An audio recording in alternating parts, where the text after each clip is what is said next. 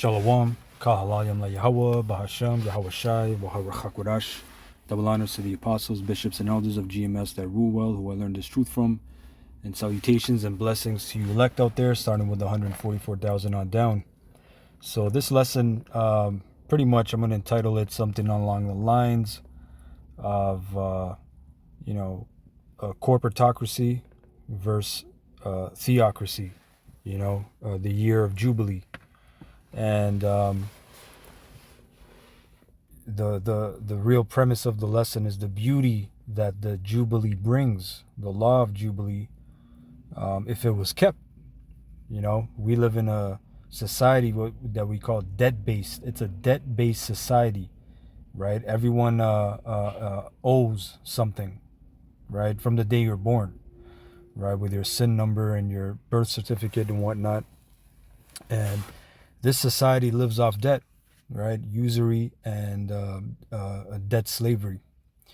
And it's a true corporatocracy, or corpocracy, however you say that word, right? Which is a nation ran mostly by large companies or corporations.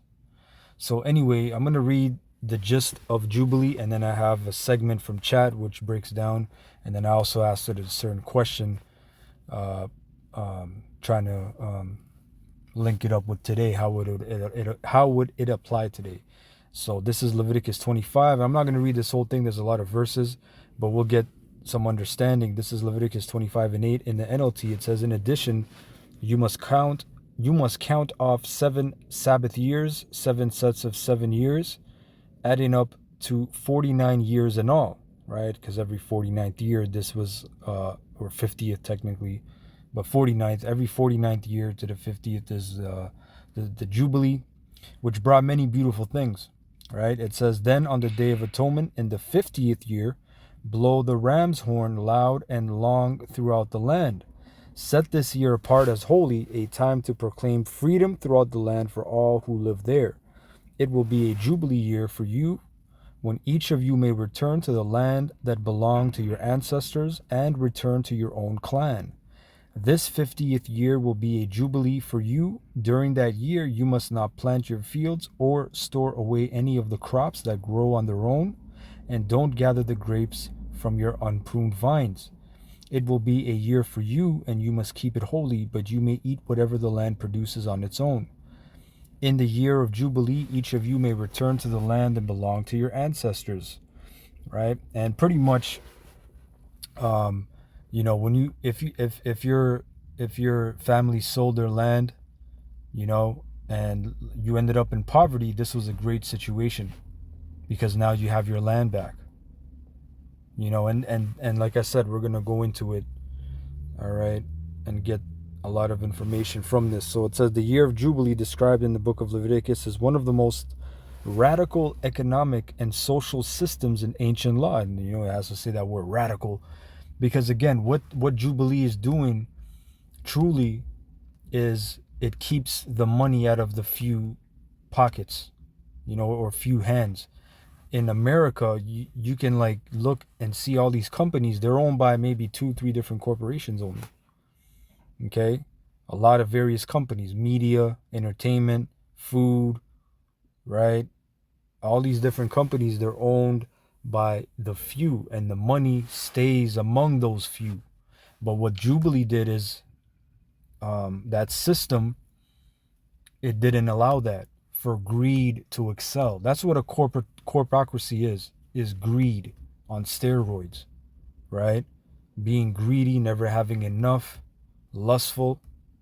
Okay, so it says, it was designed to periodically reset society so wealth, land, and freedom could not permanently concentrate in a few hands. The 50-year cycle, the system worked in layers of sacred time. Every 7th year was a sabbatical year for the land.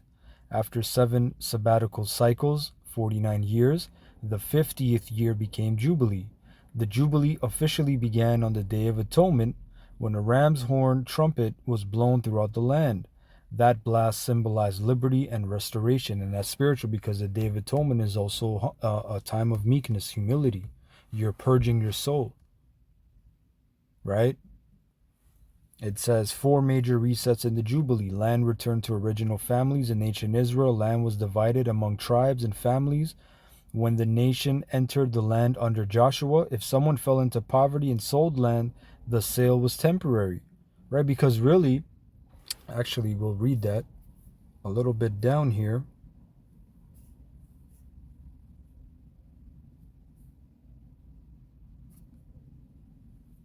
Let me see real quick. Salakia. Yep. Verse 23, I'll jump around. The land must never be sold on a permanent basis, for the land belongs to me, right? To Yahweh. You are only foreigners and tenant farmers working for me. You see? Right? That makes it very, very balanced, very spiritual. Okay?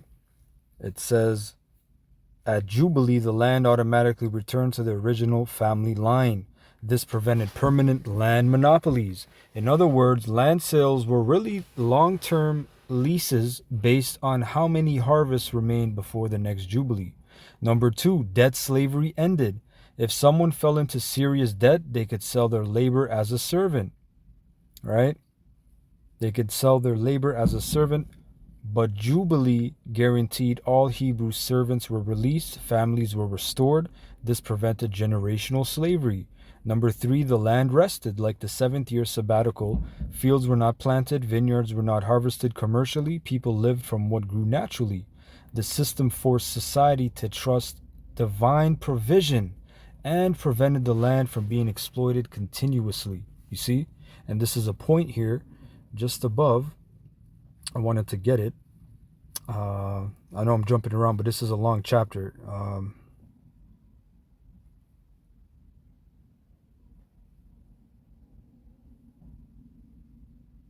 Here. 18. If you want to live securely in the land, follow my decrees and obey my regulations. Then the land will yield great or large crops, and you will eat your fill and live securely in it. But you might ask, what will we eat during the 7th year, since we are not allowed to plant or harvest crops that year? Be sure that I will send my blessing for you in the 6th year, so the land will produce a crop large enough for 3 years. This is all spiritual, but Esau can't deal with this. He's a man of tangibility, so-called rationale. Like he needs to see it before his eyes. And a lot of you Jakes are like that. Year of your father the devil. You year of your father the devil. You can't deal with that, man. That's spiritual. You got to trust in that. Nah, let me just till something anyway. That's spiritual, man. That's showing you, look, we always got to look to Yahweh Bashem Yahushai. Okay. And number 4 is the economic reset. It says, because land returned and servants were freed, wealth could not permanently accumulate in one class, which is what you have in the West. Right? You have a lot of that. It says every half century the system reset the economic board. And Esau would never do that. Esau loves the debt. You got the debt clock. And like I said, we're all in debt. That's why you go to work. Okay? You're paying off your interest. A lot of you people are stupid, man. You guys, a lot of people get credit cards now, and they're actually going in debt, paying 19.99% interest on overpriced food via Uber Eats, or Skip the Dish. You guys are paying for overpriced food and going in debt for it, paying interest. Right? But, even people that get loans or something like that, that's, you get a loan and now you're in debt, you can't pay it back. All these things get reset, which is good. Right? But like I said, Esau would never do that. The bankers would never do that because they're not righteous. Right? This is an off-balance society. What we're reading about is balance. Right? Matter of fact, even this word corporation, right? What does corporation mean? Right? Persons united in a body for some purpose. from Latin corporare, right? Embody, make, or fashion into a body, from corpus, body, dead body, right? A corpse. That's what you call a corpse. Okay, so a dead body, a collection of dead bodies. And these, in the other nations, you're known as the dead. Starting with the bright shining star Esau Edom. You guys are number one dead. Okay. The deeper principle, a key verse explains the philosophy: the land shall be not sold forever. The land shall not be sold forever, for the land is mine. In other words, humans were stewards, not absolute owners. The Most High remained the ultimate owner of the land. Social impact, if followed, if practiced fully, Jubilee would have prevented permanent poverty, land monopolies, generational debt, long-term class divisions. It was essentially a cyclical economic reset built into religious law. And that's something the Elder Howard always goes into about life is cyclical, right? And people find cyclical boring, right? It's boring to do the same things. And you have these small moments of excitement or joy and all these different things, right? But life is cyclical. But again, this society, it would never do this. Esau, the bankers, would never implement this. Okay, this would get rid of a lot of problems, man. You know? So then I asked chat about today's society, pretty much. And the blunt answer is no, not in its pure form. They would never implement this. Not because it's foolish, but because it directly threatens entrenched power.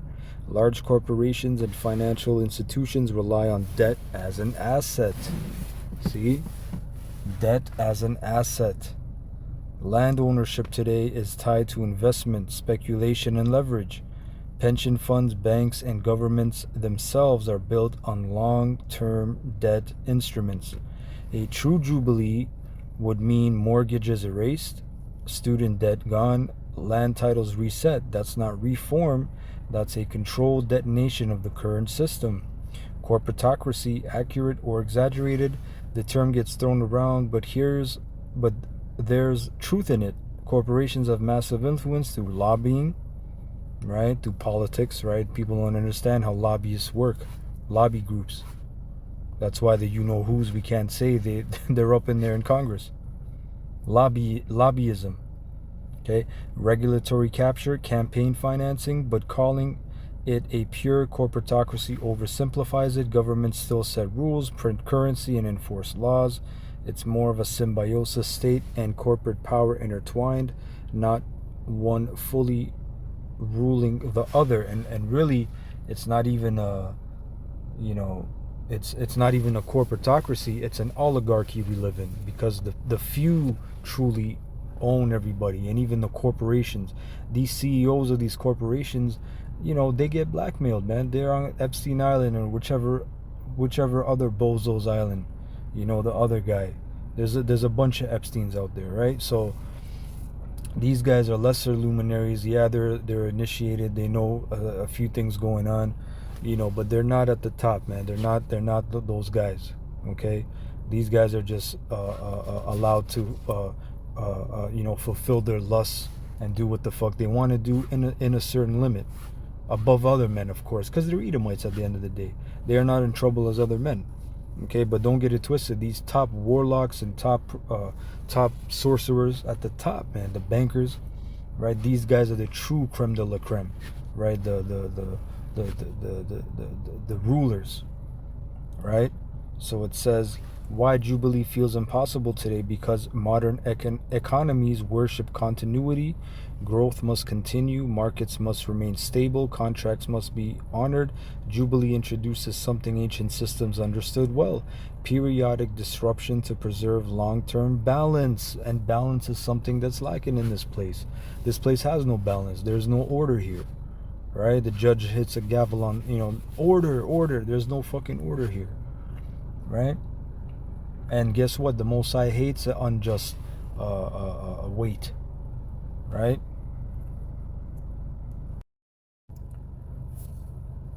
So it says,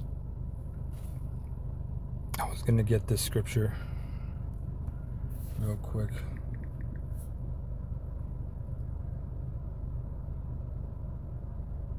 This is a good one too. Proverbs 28:8.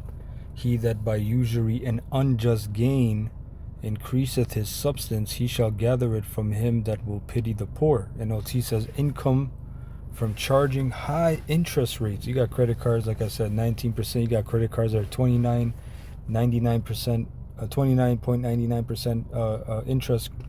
interest rate. You know, charging interest, all kinds of shit, man. All kinds of different fees. Pretty much what they call red tape bureaucracy, right? That's a good term to look up. Red tape bureaucracy.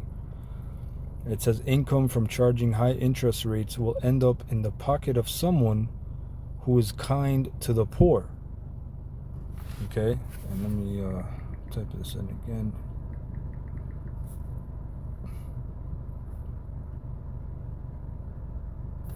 Sorry, balances.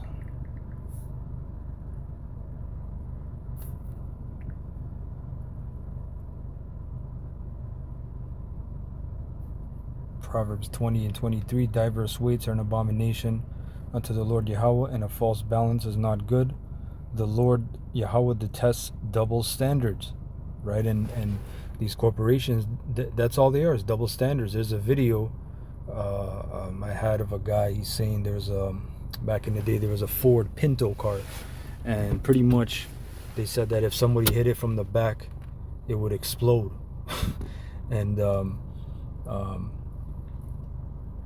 what do you call it? And the engineers knew this, so the engineers brought it to the board, and the board's like, look, how much is it going to cost to recall? Because the engineer is saying that we need to recall this car, and they obviously gave a high figure, and they said, what would happen to the stock? It would fall by 50%. So they said, how much would we have to settle with these 3,000 people a year that buy it and die or whatever? And then they said, you know, the numbers work in that favor. So you know what they said? They said, fuck him, let him die. They said, fuck them, let them die, right? So these corporations, these bailouts that these banks get, and all these people, these are all double standards. They can play the game and do all this wicked shit, and when it's time to catch up to them, they got an escape route. It's a double standard. They're not criminals. They're businessmen. This is just business. The cost of business. You know, you're the fraudster. It's your fault. You got to pay back the C-19 money. It's your fault. They print the money out of thin air, but it's your fault. It says the Lord the Lord detests the Lord detests double standards. He is not pleased by dishonest scales. All right. Proverbs 11:1. A false balance is an abomination to the Lord Yahweh, but a just weight is his delight. All right. Salakia. One moment. Get a water.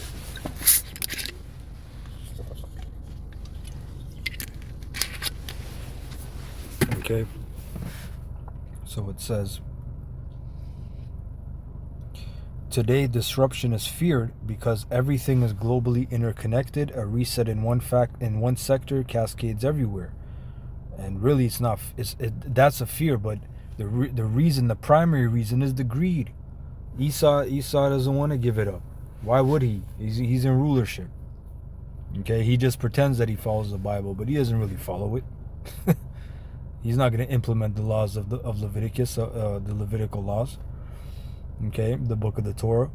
But here's the important part. While a biblical style Jubilee won't happen wholesale, echoes of it already exist. Debt forgiveness programs, bankruptcy laws, inflation, land reform policies in some nations. These are diluted forms, controlled releases of pressure. The deeper truth, Jubilee wasn't just economic, it was moral.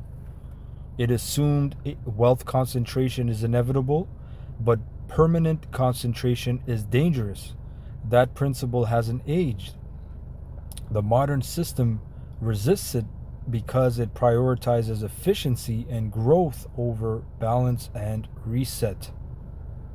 See, balance and reset. And guess what? The earth is going to be reset. It's going to be refreshed. We're coming into that time of refreshment.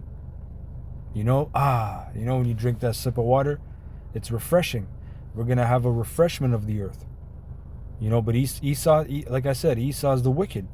Though favor be shown to the wicked, yet he shall not learn righteousness. Okay? So this is all about balance, morality, something that you Edomites ain't about. You are immoral. You Edomites are fucking immoral. Alright, anyway, I hope you're edified with that. Shalom to the elect.